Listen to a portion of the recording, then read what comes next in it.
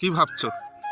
পাড়ার লোকে উল্টোপাল্টা কথা বলছে, জব পাচ্ছ না বলে, চাকরি পাচ্ছ না বলে পাড়ার লোকেরা নানান কথা শোনাচ্ছে যে তোর দ্বারাই হবে না। দেখো ভাই, আমিও যখন চেষ্টা করেছিলাম চাকরির জন্য, আমিও অনেকবার ফেল হয়ে গেছিলাম।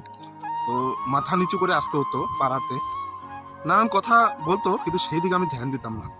তুমি তোমার লক্ষ্যে ফোকাস রাখো। তুমি যে জীবনে কিছু করতে চাও সেটা তোমার টার্গেট থাকতে হবে। হেরে গেলে কি হবে? কতবার হারবে? একবার না একবার তুমি জিতবেই। ঠিক আছে?